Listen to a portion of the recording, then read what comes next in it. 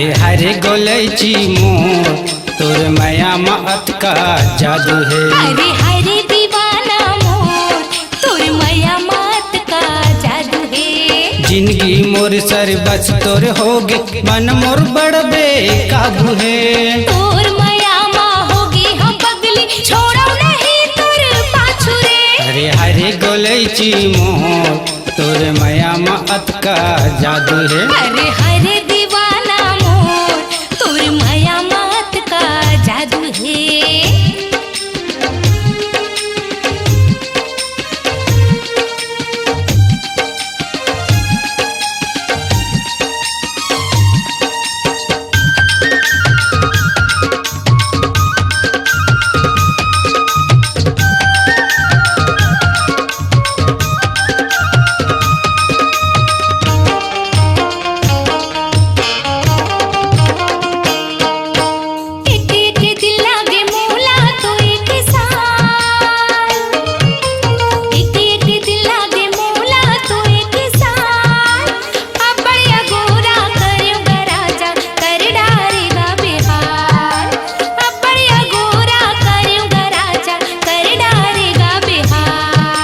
घड़ी घड़ी तोर सुरता मोला सताए, घड़ी घड़ी तोर सुरता मोला सताए। मोहनी का तह डारे रानी बैहा मोला बनाए। मोहनी का तह डारे रानी बैहा मोला बनाए। अरे हरे दीवाना मोर तोर माया मकत का जादू है। अरे हरे गोलैची मोर तोर माया मत का जादू है।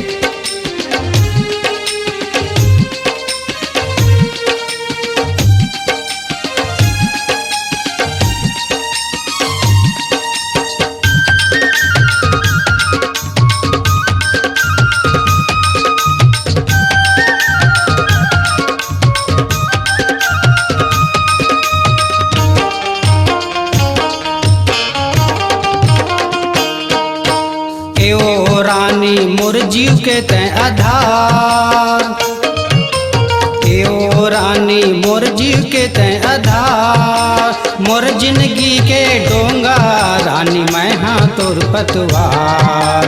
मोर जिंदगी के डोंगा रानी मैं हाँ तोर पतवार।